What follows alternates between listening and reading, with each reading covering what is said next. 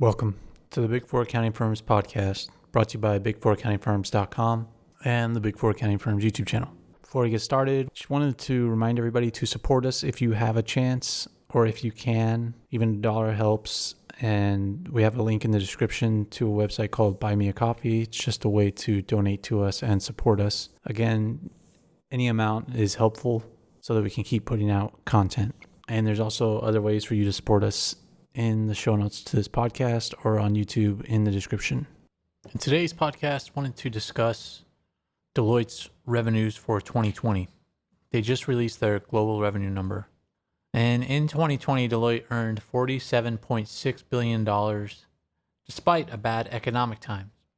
And this is up from $46.2 billion in 2019. So this is revenue growth of about 5%. Now, if you compare that to the other big four accounting firms, PwC only was able to earn $43 billion and E&Y was able to earn $37 billion. So Deloitte is far ahead of the other big four accounting firms, and we're still waiting on KPMG. Now, Deloitte is pulling pretty far ahead here, especially in a tough year, which makes it a little bit confusing, but we'll get to that later. Let's get into a little bit more detail from this revenue release. Now, Deloitte breaks out their revenue into many practices. Their consulting practice earned $19.8 billion this year. The audit practice earned $9.9 billion. Tax and legal earned $8.7 billion. Risk and advisory earned $5.6 billion. And financial advisory earned $3.8 billion. So if you look at this, you begin to realize that Deloitte is basically a consulting company at this point. And accounting is their secondary business, if you begin to look at it that way. So Deloitte is truly a professional services firm at this point, and less of an accounting firm. And Deloitte breaks out their revenue by industry as well. Financial services was the largest with $12.7 billion. Consumer was $10.6 billion.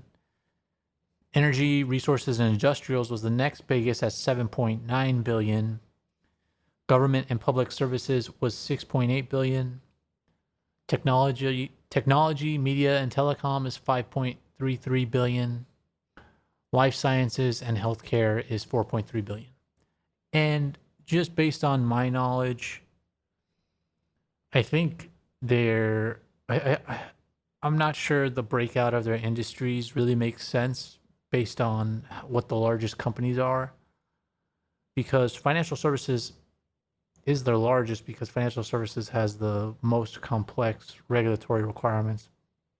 But the largest companies in the world are no longer financial services, they're becoming technology companies. So I think this is just the way that Deloitte categorizes their industries.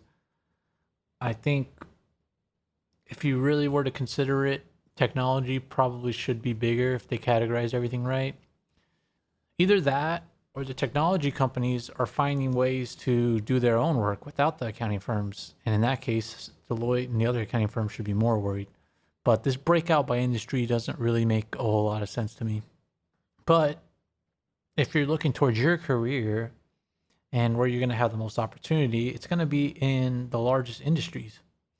And as far as that goes, I think the government and public services industry is going to grow a lot during this COVID-19 pandemic because governments are trying to gain more and more power. They're using this time of fear to gain more power, and they're doing contact tracing. They're hiring people like Deloitte to run their unemployment systems and consult them. So I only see that getting way bigger. I think that's going to be one of their biggest practices next year.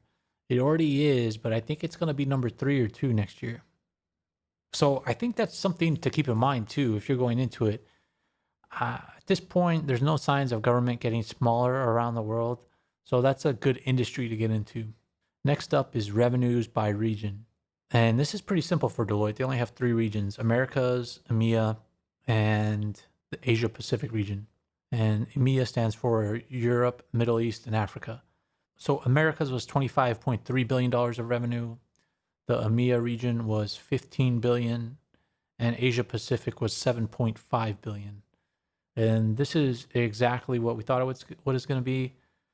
Just like we said for EY, it's going to be important to keep an eye on the EMEA region with Europe in there with all the regulations because they're going to have to divest their consulting from their audit in that region.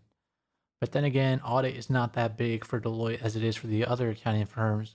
But still, it's got to be a significant portion of their revenue in Europe. So it'll be interesting to see what happens there. And the accounting firms don't necessarily have to completely get rid of it. I don't think. I think they just have to come up with a strategy of how to split them apart. But I think one way they might try and do that is split it out under different ownership structure, and they might retain some ownership, but not complete ownership. But I think they're still thinking through that, and they have to propose ideas to the government, and we'll see how that impacts their revenue in the future. Because if you think about it one way, the Big Four want to get rid of they want to get rid of the consulting departments in the UK because they don't want to deal with the regulations and all the headaches that's going to cause.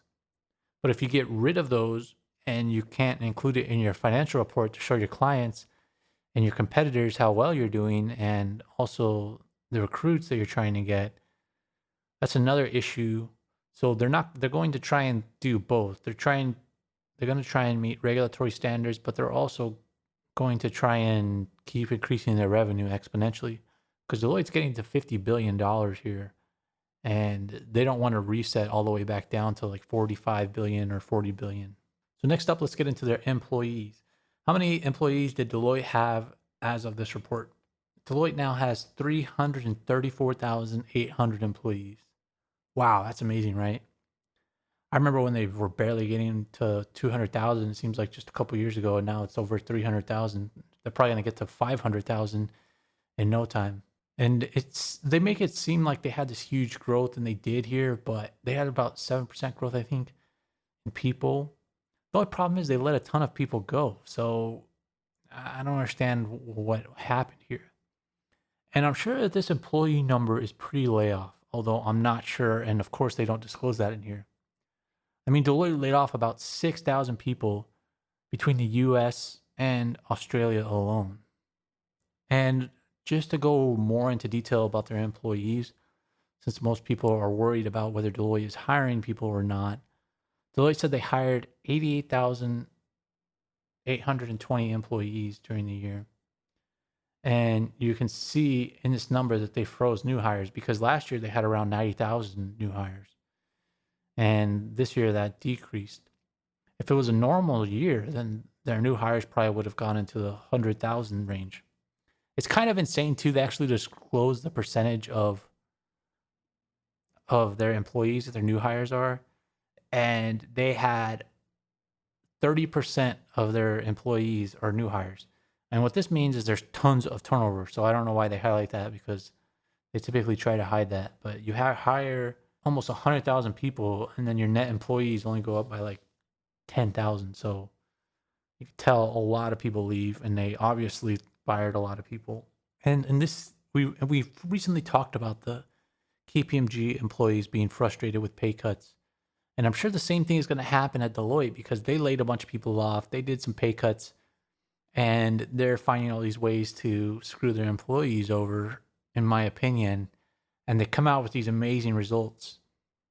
And it just doesn't make any sense. And I think the Big Four are going to have to reconcile that. I just don't understand how they could lay 5,000 people off when the results are like this.